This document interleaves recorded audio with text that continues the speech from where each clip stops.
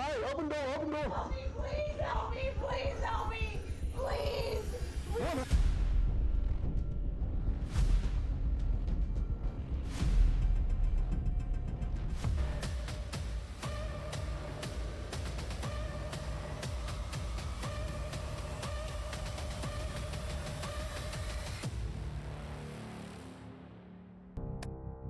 For our first case today, we head to northwestern Europe, to Northern Ireland, a part of the United Kingdom. Natalie McNally was born on October 27, 1990, in Lurgan, Northern Ireland. The only daughter in her family, Natalie grew up with 3 brothers and was known for her maturity beyond her years. In 2009, at the age of 19, she began studying law at Queen's University in Belfast, where she excelled in her courses. After graduating from law school, she eagerly embarked on her career and worked at several law firms over the next 3 years. However, the legal world did not turn out to be as promising for her as it seemed. Natalie realized that this field wasn't quite right for her.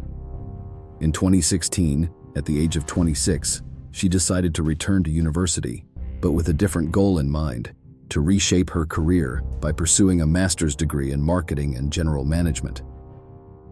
Shortly after, she found a job in marketing and quickly proved herself with her intelligence and hard work, eventually rising to a significant position at TransLink, a major railway company.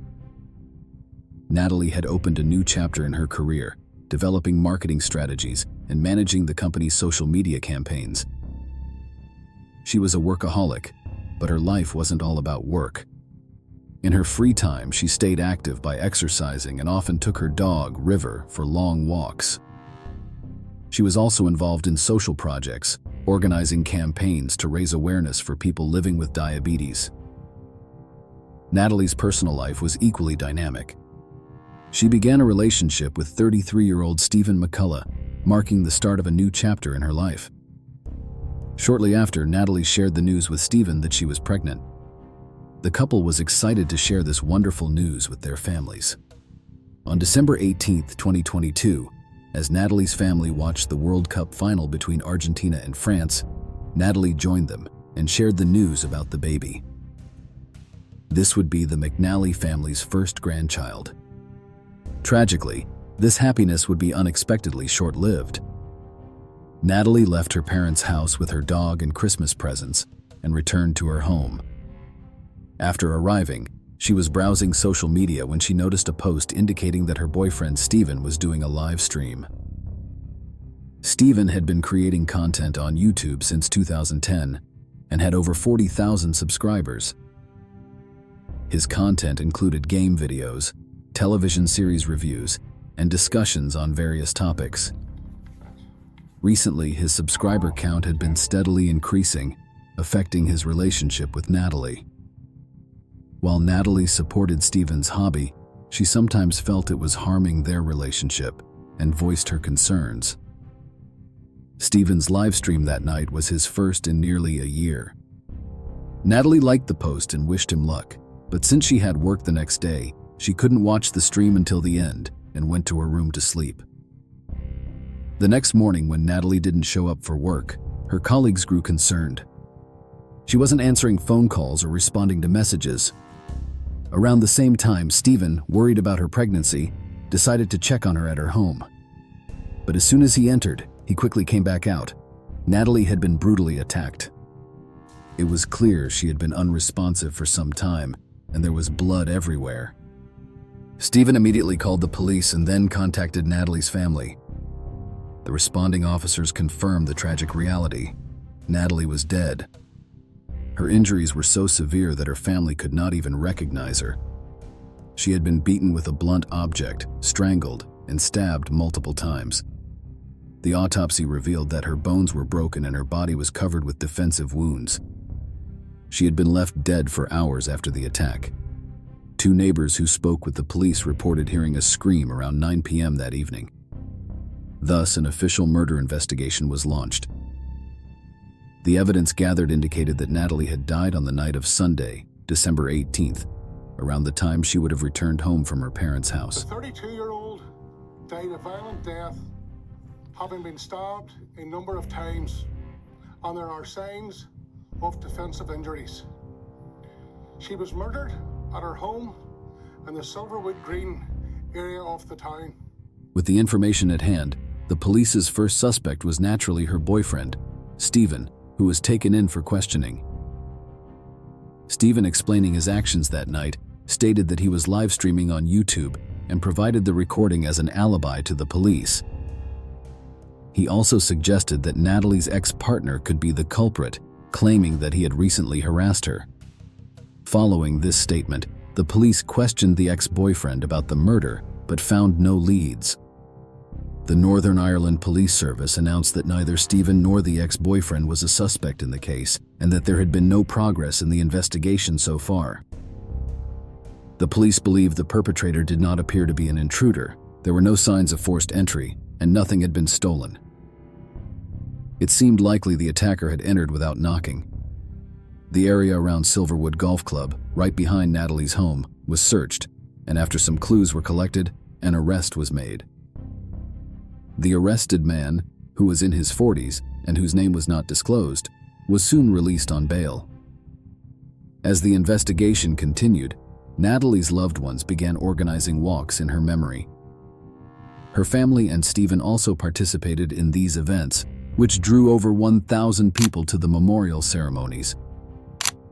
The case quickly spread across European media. Natalie's favorite team, Everton FC, held a moment of silence for her during a match and placed a commemorative stone in her name at their new stadium. This gesture deeply moved her family. Natalie's family held a funeral service, and the next day, she was laid to rest.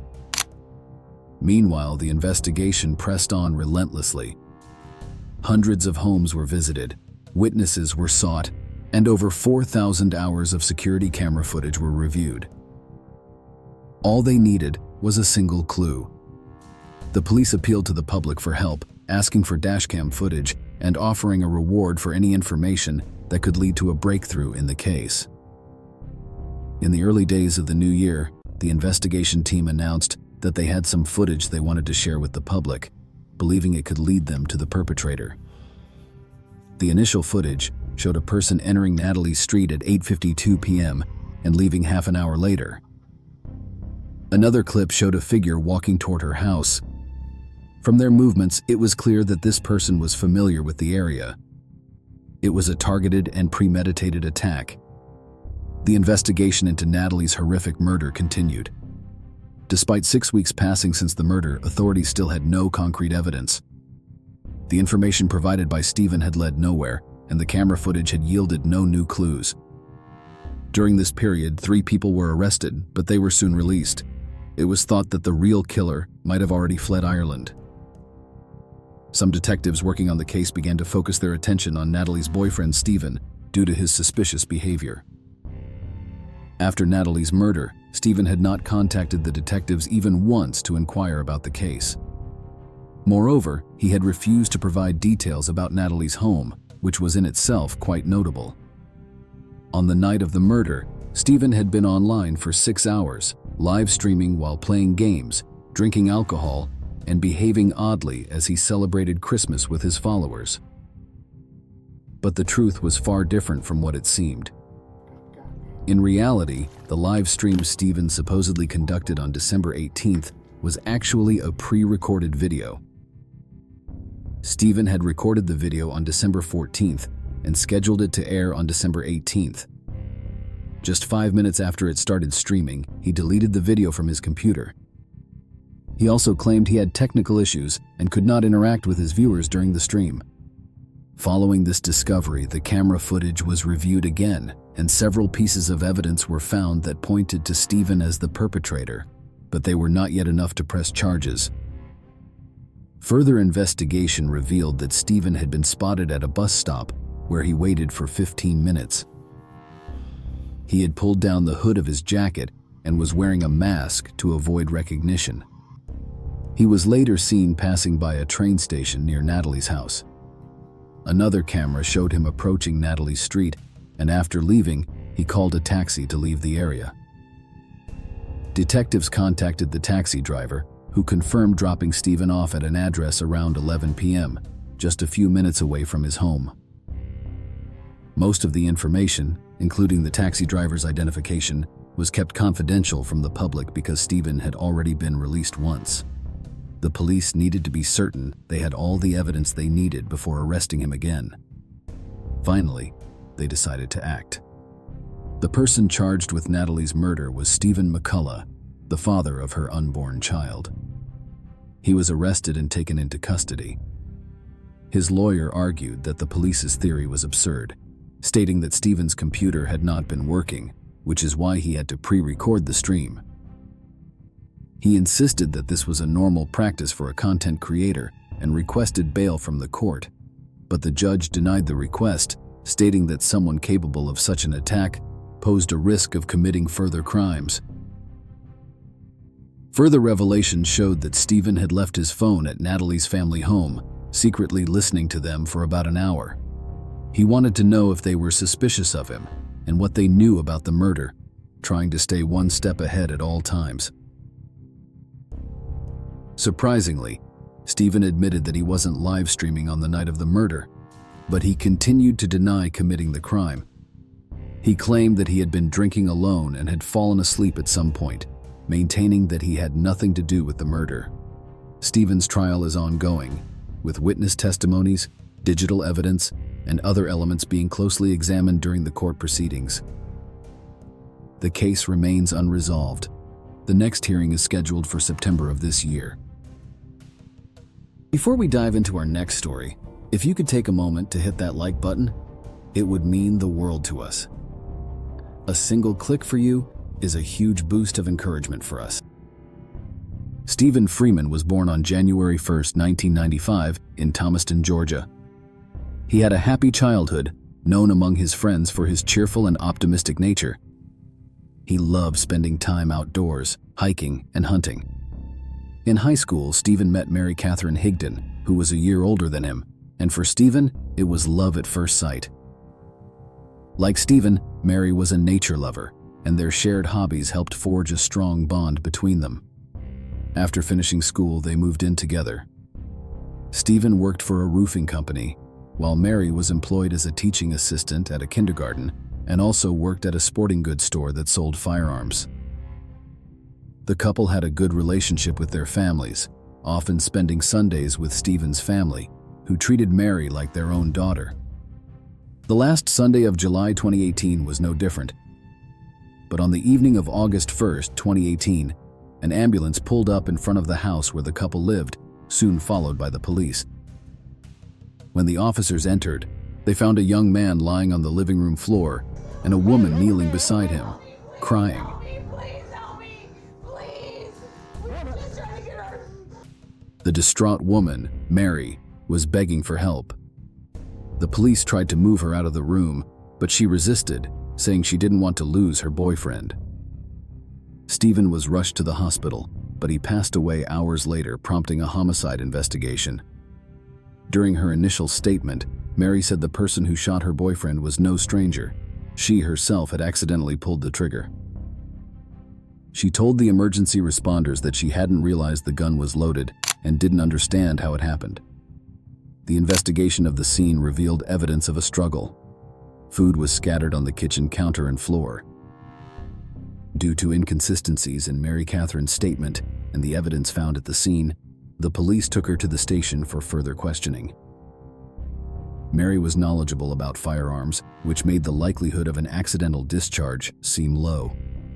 During the interrogation, the police decided to adopt a more aggressive approach, telling Mary they didn't believe her and insisting she tell the truth. Under pressure, Mary began to cry and confessed that they had been arguing that night, and in a fit of anger, she had pulled the trigger. Investigators quickly obtained this confession, and Katherine was arrested and charged with the murder of her boyfriend, Steven.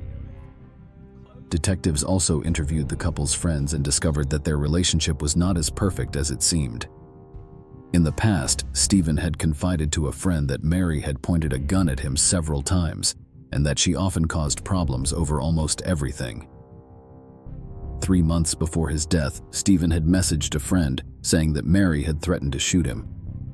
Exhausted by the emotional turmoil, Steven had decided to end the toxic relationship and move in with a friend living in another city. He had planned to leave on August 3rd, just 2 days after the terrible incident, but unfortunately, he never got the chance. As detectives continued their investigation, they found that police had been called to the couple's home 5 times in the past year, mostly for domestic disputes. On the night of July 31st into August 1st, Steven stayed at a friend's house and ignored Mary's calls. Mary texted him, saying she would prepare dinner and that they could talk through their issues, but Steven continued to ignore her calls and did not return home that night, further fueling Mary's anger. Mary contacted Steven's mother, who informed her that he was staying with his friend, Thomas. Later, Mary drove to Thomas's apartment. When she arrived, she angrily shouted at Steven, demanding to know if he would come home. Steven told her to calm down and agreed to go back with her. Unfortunately, this turned out to be a bad decision, as 2 hours later, an ambulance would be on its way to take Steven's lifeless body to the hospital. Ultimately, Mary Katherine was charged with murder and assault. She was offered a plea deal, but she refused it. Her trial began on June 17, 2019. The prosecution argued that Steven had been shot while sitting on the bed and that bloodstains were found only on one part of the bed. Before the trial, Mary Katherine had changed her version of events 6 times and planned to change her story again during the trial. Mary claimed that Steven was a completely different person, constantly harassing her. According to her, he controlled what she wore, monitored her spending, and always wanted to know where she was. She had to prepare his clothes every morning and wash his shoes. This was Steven's demand. She also had to ensure that everything was ready in the bathroom for him to shower as soon as he got home.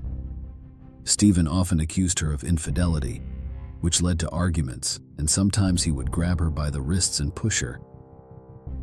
Some of Steven's messages were read aloud in court. One of them said, "The more you talk, the worse it will be for you when I get home." The defense attorney did everything possible to frame the situation as self-defense.